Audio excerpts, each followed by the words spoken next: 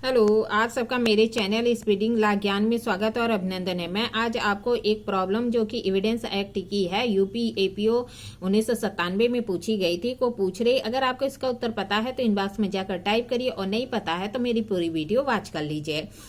ब के साथ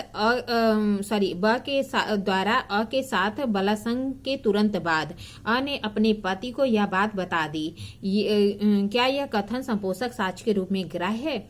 मतलब क्या कह रहा है कि ब जो है अ के साथ बलात्संग करता है और अ क्या कहती है, अपने पति को यह बात बता देती है। उसके तुरंत ही बाद, रेप के तुरंत बाद अपने पति को यह बात बता देती है। तो क्या यह कथन संपोषक साक्ष्य के रूप में ग्राह्य है? आइए देखिए प्रॉब्लम का उत्तर। कह रहा है प्रस्तुत समस्या जो धारा 8 है उसका दृष्टांत ईया पर आधारित है। धारा 8 में हेतु, तैयारी और आचरण को सुसंगत घोषित किया गया। 8 क्या कहता है कि हेतु और तैयारी और आचरण को सुसंगत घोषित करता है। आइए देखिए धारा 8 क्या कहती है। धारा 8 के अनुसार कोई भी तथ्य जो विवादक या सुसंगत तथ्य का क्या है, हेतु है, तैयारी है, उसको दर्शित या गठित करता है सुसंगत। मतलब धारा 8 क्या कहती है, कोई भी तथ्य जो कि विवादक या सुसंगत तथ्य का हेतु या तैयारी को दर्शित या गठित करती है तो वह सुसंगत होती है। फिर क्या कहता है, किसी वाद या कार्रवाई के किसी पक्षकार या अभिकर्ता का आचरण। कह रहा है किसी वाद या कार्रवाई के किसी पक्षकार या अभिकर्ता का आचरण जो कि ऐसे वाद या कार्रवाई के बारे में या उसके विवादक या सुसंगत तथ्य के बारे में है, सुसंगत है। मतलब कह रहा है कि कोई वाद या कार्रवाई में जो उसका पक्षकार है या उसका जो एजेंट है, उसकी जो कंडक्ट है या आचरण है, उसके बारे में, ऐसे वाद या कार्रवाई के बारे में या फिर जो है उसमें विवादक या सुसंगत के बारे में है तो वह क्या होगा, सुसंगत होगा।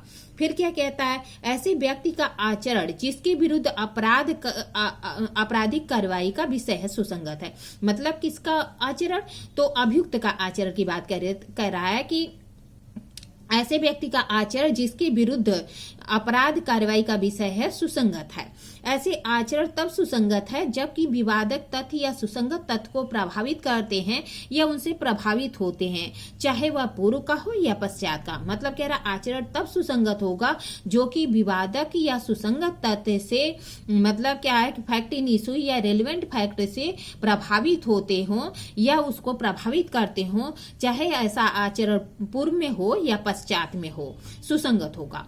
फिर धारा 8 का जो स्पष्टीकरण 1 है, क्या कहता है, कथनों को आचरण के रूप में कुछ परिस्थितियों में ही सुसंगत बनाया गया है। जो कथन है वह आचरण के रूप में कुछ ही परिस्थितियों में सुसंगत होते हैं। तो आइए देखिए स्पष्टीकरण 1 क्या कहता है। एक्सप्लेनेशन 1 कहता है कि इस धारा में आचरण शब्द के अंतर्गत कथन नहीं आते। ये जो धारा है इसके अंतर्गत कह रहा है कंडक्ट में जो स्टेटमेंट है वह नहीं आता है जब तक कि वे कथन उस कथनों से भिन्न कार्य के साथ साथ और उसे स्पष्ट करने वाले हो नहीं हो। मतलब कह रहा है कि जो आचरण है वह उसके अंतर्गत कथन नहीं आता है जब तक कि वह जो कार्य किया गया है आचरण द्वारा तो वह साथ साथ न हो और उसको स्पष्ट न करता हो। किंतु इस अधिनियम की किसी अन्य धारा के अधीन ऐसे कथनों की सुसंगत पर स्पष्टीकरण का प्रभाव नहीं होगा। मतलब कह रहा है कि जो कथन है वह आचरण के अंतर्गत नहीं आते, लेकिन कथन आचरण के साथ साथ किया गया हो और उसको स्पष्ट करता हो तो वो जो है कथन भी आचरण के अंतर्गत सुसंगत होगा। जैसे कि किसी व्यक्ति के साथ जो है कोई का अपराध किया गया तो वो उसे मतलब मार दिया गया या कुछ भी किया गया, अब वो जो है सड़क पे चिल्लाते हुए जा रहा, उस व्यक्ति का नाम जो है, और भाग रहा तेजी तेजी और कह रहा कि मुझे उसने मारा, मुझे इसने मारा। तो जो कथन है वह आचरण के साथ, उसके भागने के साथ साथ है। तो यहाँ पे जो कथन कि वो चिल्लाता है कि मुझे किसने मारा या अपना जो भी डर व्यक्त करता है वह सब आचरण के रूप में सुसंगत होगा। अतः कह रहा है कि धारा 8 में अभियुक्त के साथ साथ परिवादी का आचरण भी सुसंगत है। मतलब क्या कह रहा है कि जो धारा 8 है वह जो अभियुक्त के साथ साथ जो परिवादी विक्टिम है उसके भी आचरण को सुसंगत करता है। परंतु परिवादी का आचरण यदि कथन के रूप में जो तभी सुसंगत होगा जब वह आचरण को स्पष्ट करने वाला हो तथा वह परिवाद अर्थात शिकायत के रूप में हो, ना कि कथन के रूप में। मतलब कह रहा है कि धारा 8 के अंतर्गत जो अभियुक्त का आचरण, एक्यूज का जो आचरण है उसके साथ साथ जो विक्टिम है का कंडक्ट है उसको भी सुसंगत घोषित करता है। और कहता है कि परिवादी का आचरण तभी सुसंगत होगा जबकि वह जो है आचरण को स्पष्ट करने वाला हो। मतलब कह रहा है कथन आचरण को स्पष्ट करने वाला हो तो सुसंगत होगा और जो परिवाद या शिकायत के रूप में होनी चाहिए न कि कथन के रूप में। एक केस आई थी मनी मोहन घोष बनाम इम्परर की, कलकत्ता उच्च न्यायालय में की थी। कलकत्ता उच्च न्यायालय ने यह निर्धारित किया कि जब कोई व्यक्ति किसी अपराध का परिवाद या शिकायत करता है तो ऐसा करना एक आचरण है।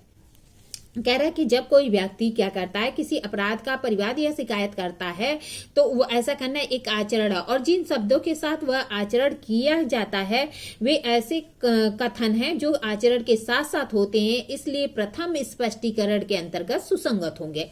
मतलब मनी मोहन घोष बनाम इम्परर के मामले में कहा गया था कि यदि किसी व्यक्ति कोई व्यक्ति है अपराध का परिवाद या शिकायत करता है तो ऐसा करना उसका आचरण है, लेकिन जिन शब्दों के साथ वह आचरण करता है वे ऐसे कथन होते हैं जो कि आचरण के साथ साथ होते हैं, इसलिए वह प्रथम स्पष्टीकरण के अंतर्गत सुसंगत होता है। प्रस्तुत मामले में ब के द्वारा अ के साथ बलात्संग के तुरंत बाद अ ने अपने पति को यह बात बता दी तो यहाँ पे यह सुसंगत होगा। अ के साथ ब ने बलात्संग किया, अ ने तुरंत यह बात अपने पति को बताई।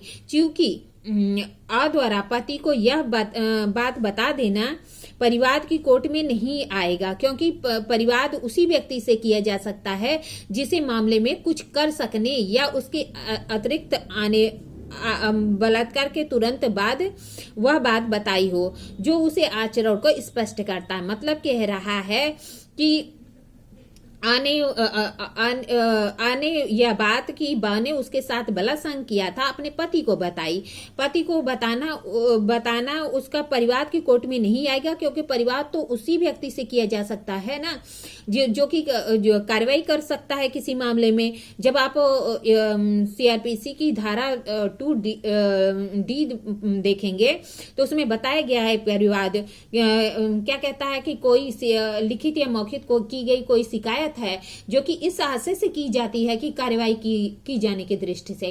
क्या कहता है कि कार्रवाई की जाने की दृष्टि से की गई कोई लिखित या मौखिक शिकायत है कि किसी व्यक्ति ने उसके साथ अपराध किया है, तो वहां पे परिवाद होता है। तो यहाँ पे यह परिवाद की कैटेगरी में नहीं आएगा। इसके अतिरिक्त बलात्संग के तुरंत बाद ही यह बात बताती है जिसके आचरण को स्पष्ट करता है। कह रहा है कि बलात्संग के तुरंत बाद यह बात अपने पति को बताती है जो उसके आचरण को स्पष्ट करता है, और धारा 8 में परिवादी का आचरण सुसंगत होता है। यदि अपने पति से बलात्संग की वाली बात परिवाद के रूप में नहीं करती, मात्र कथन के रूप में करती, तो यह धारा 8 के अंतर्गत सुसंगत न होकर बल्कि 157 के तहत संपोषक साक्ष्य के रूप में सुसंगत होता। मतलब कह रहे कि जो पत्नी है उसने अपने पति से जो ये कथन किया है परिवाद के रूप में किया है, अगर वह कथन के रूप में अगर ऐसा कथन करती तो जो है यह धारा 8 के अंतर्गत सुसंगत नहीं होता, बल्कि 157 के तहत संपोषक साक्ष्य के रूप में जो है सुसंगत होता। फिर कह रहा है कि अगर वो जो है कथन करके मर जाती तो धारा 32 के तहत एविडेंस के अंतर्गत सुसंगत होता। और यहाँ पे क्या है कि कह रहा है कि अगर वो जो है परिवाद के